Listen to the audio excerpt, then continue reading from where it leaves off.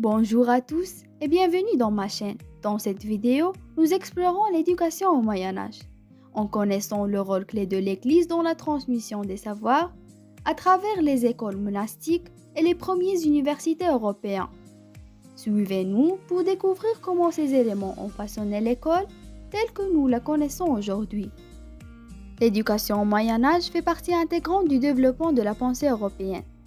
Elle est étroitement liée à la société chrétienne et est fondament de l'Église. Durant cette période, qui s'étend du 5e au 15e siècle, l'Europe a traversé des transformations sociales et culturelles profondes à la suite de la chute de l'Empire romain. L'Église catholique dominait la vie quotidienne et les croyances religieuses, et elle était la principale source de savoir. Dans ce contexte, les institutions religieuses ont joué un rôle central dans la transmission et l'enseignement des sciences et du savoir, à travers les écoles monastiques et les collèges ecclésiastiques. L'étude de l'éducation au Moyen Âge soulève plusieurs problématiques, telles que l'influence de l'Église sur la formation et le contenu de l'enseignement. Alors, quel rôle les universités ont-elles joué dans l'élargissement des connaissances? Comment les chevaliers étaient-ils éduqués et quelles valeurs leur étaient transmises? Quelle était la nature de l'enseignement dans les écoles cathédrales et monastiques? De plus, comment l'éducation des filles était-elle perçue? Et quel était l'impact des philosophes islamiques sur la pensée européenne? Au Moyen Âge, l'Église était le moteur principal de l'éducation.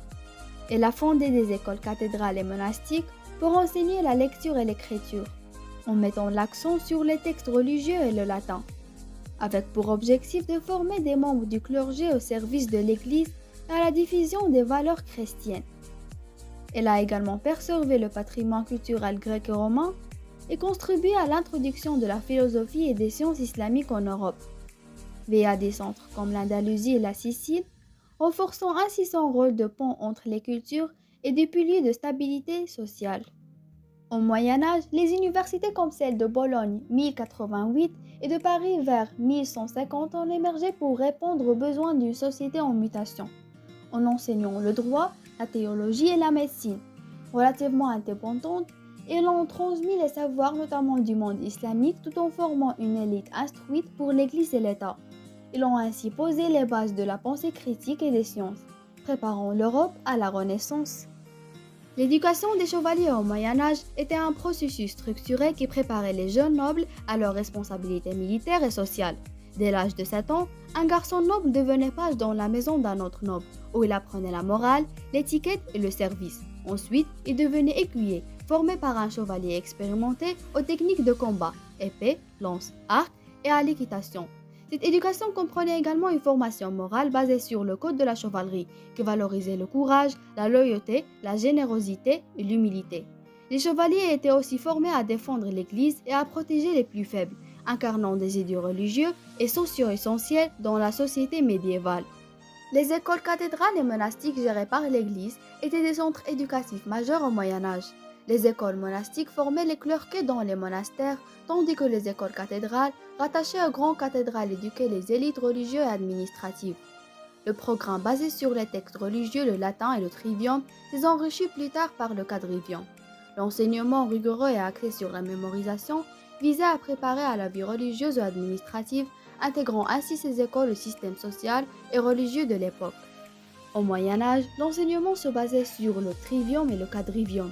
Le trivium comprenait la grammaire, la rhétorique et la logique, tandis que le quadrivium regroupait l'arithmétique, la géométrie, la musique et l'astronomie. Les textes religieux, principalement la Bible, étaient au cœur de l'éducation, visant à promouvoir les valeurs chrétiennes. Par la suite, des textes philosophiques et scientifiques, traduits du monde islamique, enrichirent les connaissances impliquant la philosophie et les sciences naturelles. Cette éducation préparait les étudiants à des rôles dans l'Église ou l'État. L'éducation des filles au Moyen Âge était limitée, principalement centrée sur les tâches domestiques pour les classes populaires. Les filles des classes nobles recevaient parfois une éducation en lecture, écriture et étiquette sociale. Celles entrant dans les monastères recevaient une formation religieuse et littéraire, devenaient parfois des figures culturelles influentes. Malgré les restrictions, des femmes instruites comme Sainte Hildegarde de Bingen ont émergé dans l'élite intellectuelle de l'époque. Au Moyen Âge, l'éducation reposait sur la mémorisation, notamment des textes religieux et la répétition constante. Les débats étaient encouragés, surtout dans les universités, pour développer le raisonnement. La méthode répétition consistait à répéter ce que l'enseignant disait. Les punitions physiques étaient utilisées pour discipliner. Ces méthodes mettaient l'accent sur les connaissances de base et la discipline, mais manquaient de stimulation pour la pensée critique. Les philosophes musulmans tels que Al-Farabi, Avicenne ibn Sina et Averroès ibn Rushd ont joué un rôle clé dans la transmission des savoirs vers l'Europe au Moyen Âge. Al-Farabi a permis l'accès aux œuvres grecques, influençant la logique et la philosophie occidentale. Avicenne, avec son ouvrage Le canon de la médecine, a marqué la médecine et la philosophie en Europe, notamment sur l'intellect et la logique. Leur impact a été essentiel dans la formation de la pensée philosophique et scientifique en Occident.